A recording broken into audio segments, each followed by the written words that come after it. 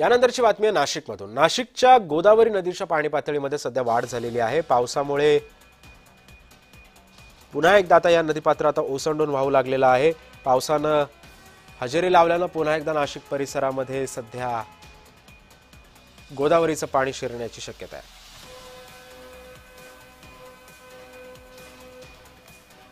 पावसानं पुन्हा एकदा आता नाशिकमध्ये हजेरी लावलेली आहे। गोदावरी नदीच्या पाणी पातळीमध्ये सुद्धा आता वाढ व्हायला सुरुवात झालेली आहे। गोदावरी नदीच्या पाणी पातळीत वाढ झाल्यानं आता नदीकाठच्या गावांना सुद्धा सतर्कतेचा इशारा प्रशासनानं दिलेला आहे। रात्रीपासूनच नाशिकमध्ये आता मुसळधार पाऊस बरसतोय आणि याच पार्श्वभूमीवरती सध्या प्रशासन सुद्धा अलर्टवरती आलेलं आहे।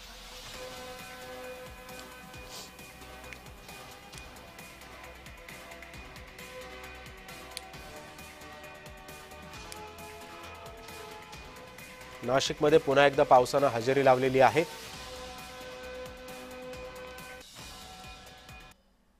दरम्यान नाशिक शहर आणि परिसरामध्ये रात्रीपासून सुरू असलेल्या संततधार पावसामुळे गोदावरी नदीच्या पाणी पातळीमध्ये वाढ झाली। नदी परिसरामध्ये आज भरणारा आठवडा बाजार सुद्धा भरू देऊ नका असे सुद्धा आदेश जे आहेत ते प्रशासनाने दिलेले आहेत।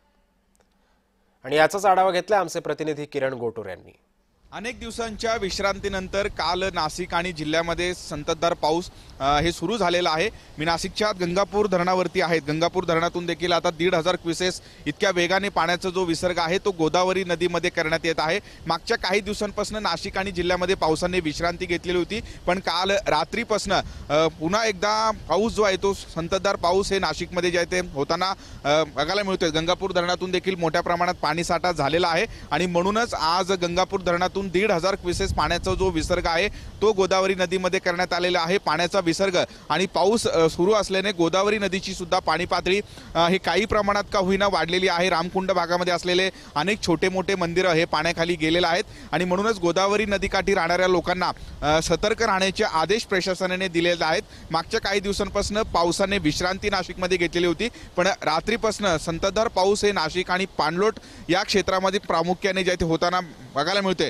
फक्त गंगापूरच नव्हे तर गंगापूरसह जिल्ह्यातील वेगवेगळ्या धरणातून पाण्याचा विसर्ग केला जातोय।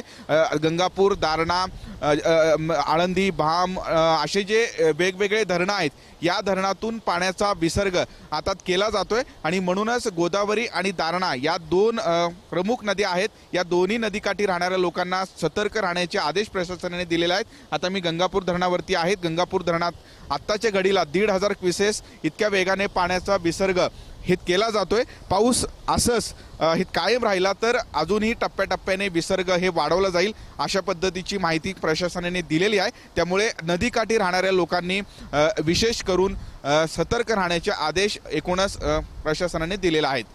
किरण गोटूर, जय महाराष्ट्र न्यूज।